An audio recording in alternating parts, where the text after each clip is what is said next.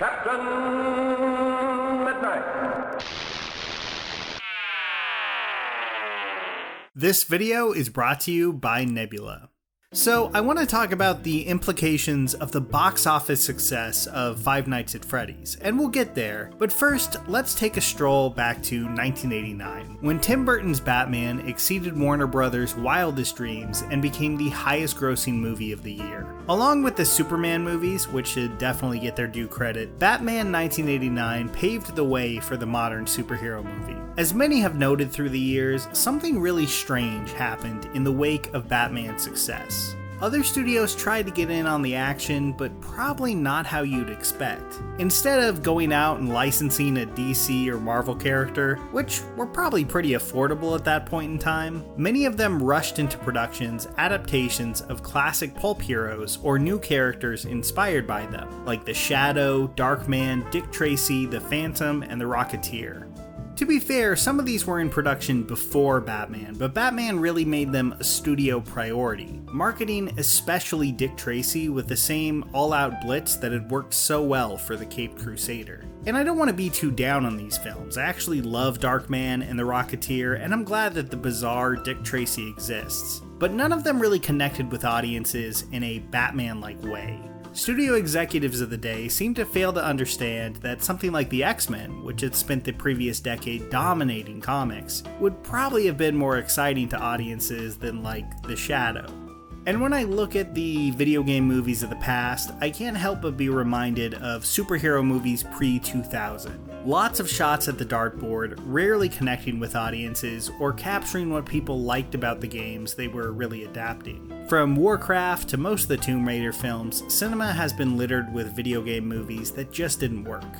2023, though, has kind of proved to be the year that video game movies really broke through, with the Mario movie and Five Nights at Freddy's. I'll be completely honest here, neither of these movies did much for me. Mario felt like a slightly above average Illumination movie stuffed with really obvious Easter eggs. It passed the time pleasantly enough, and it was a bit better than I expected, but in my view, it was really nothing special. And Five Nights at Freddy's was a very mild but competent horror film that I just didn't find particularly scary. Now, I'll admit I'm pretty out of the loop, having never played one of the FNAF games. I really didn't know much about the series beyond the basic premise and the fact that it's been very popular on YouTube. But my own feelings about the two movies aside, it's hard to deny how well they've done. And when I see those results, paired with the extreme down year that both Marvel and DC have had, it's hard not to see this moment in time as a shift. As a point in Hollywood history where 10 or 15 years from now, we might look back and say that was the year the era of the superhero movie started receding and video game movies began to occupy that space. I'm not saying this is set in stone, or that there's not plenty of lame video game movies on the horizon, but as gaming continues to become more and more central to pop culture, it just feels inevitable that Hollywood will try to follow that money. In the past, their attempts to do that have often been clumsy. Back in 2008, a filmmaker like Uwe Boll could be handed a big game like Far Cry to make a terrible, low-budget, low-effort schlock film out of, and no one but the angry fans online really cared. And at that same time, superhero films were having a massive year, arguably their most defining, thanks to Iron Man and The Dark Knight. And fans of comics were able to look back and laugh at the days when big Marvel properties like Captain America and Fantastic Four were handed out like it was nothing for low-budget films that were barely released or not released at all. All apologies to Albert Pune and Roger Corman for the comparison there, both filmmakers that I respect a lot more than Uwe Boll.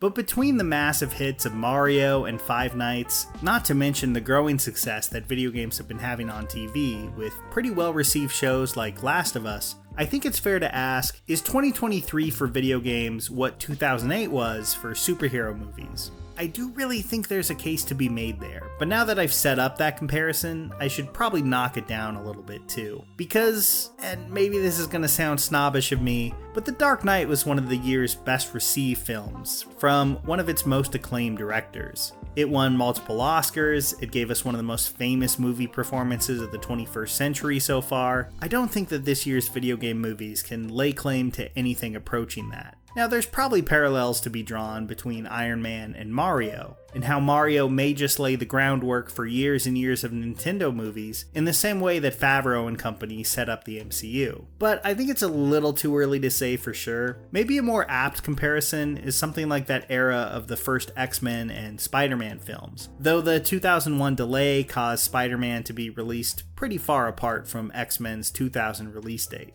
Obviously, there's just no cut and dry comparison that works perfectly, but I really do believe that this year will mark something very important for the video game movie. I know they've had some box office success in the past, like Sonic and Angry Birds, but 2023 is looking like the year that they established themselves as one of the biggest money makers in Hollywood, something that the industry will take notice of. Right as superhero movies, long the reigning kings of the box office, are having maybe their single worst year in over a decade. All apologies to Spider-Verse and Guardians 3. And I know I've left out some video game film success stories. Resident Evil had plenty of movies, the first Tomb Raider, Detective Pikachu, but I don't think they've ever had a year quite like this, where, if not for a single movie, video games would have scored the biggest hit film of 2023. It just seems like they're on far firmer ground than they've ever been before. There is one thing I worry about with video game movies though, and it's something you see in a ton of blockbusters these days: the over-reliance on easy Easter eggs and references. Of course, they're all over the modern superhero movie, and I feel like that sensibility was carried over into Mario and Five Nights at Freddy's as well. From what I understand, that was kind of built into Five Nights at Freddy's from the start. It's a very lore-heavy franchise, so this kind of thing is presumably part of what people were showing up for. But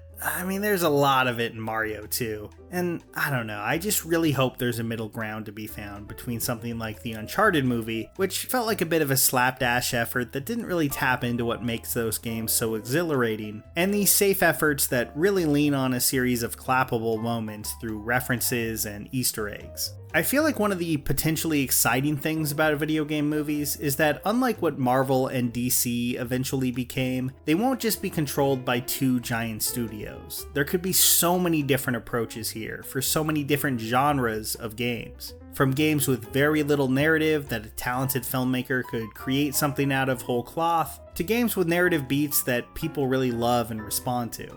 And I know we've been sitting on a mountain of bad video game movies in the past. Some of them, like Max Payne, I honestly forget even exist. But this could be a turning point, where these projects will start to command budgets and talent that they rarely got in the past. And I'm very interested to see where that goes. As for superhero movies, as much as I like Spider-Verse and Guardians 3, and even enjoyed Blue Beetle, I've just seen so many bad ones this year. And especially after that Variety article about Marvel dropped recently, I think it's safe to say that they need to take a different approach. That even if this isn't the end of superhero movies or something as overdramatic as that, they need a new direction, and they need it fast. The days of a C-list character cruising to an easy, huge haul at the box office seem like they may be gone.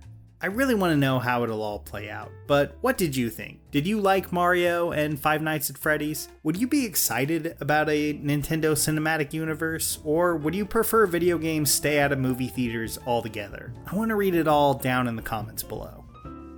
I know that Five Nights at Freddy's inspires a lot of opinions on YouTube. Maybe you loved the movie, maybe you didn't, but I wouldn't be surprised if you were looking for a way to get your opinion out there, and maybe even build up a channel of your own. On my streaming service, Nebula Classes, Scott over at NerdSync really breaks down how he makes his videos in a fun and helpful way. It's a class I recommend for anyone out there trying to make videos, and it's just the start of what Nebula has to offer. I have some originals on Nebula as well, and my videos there are always ad-free. And I'm far from alone, with great creators like Lindsay Ellis uploading exclusive videos, along with Thomas Flight, Wendover Productions, Nando V Movies, plus hit series like the really fun Jet Lag.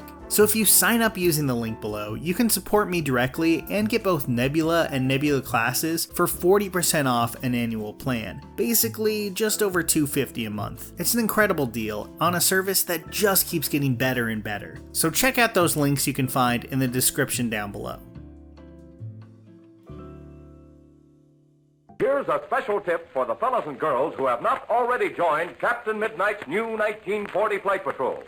You'd better hurry up and join at once, because there's a big adventure ahead. The thing to do now is to get started. because we're going to have not only barrels of fun, but loads of free gifts and prizes, too.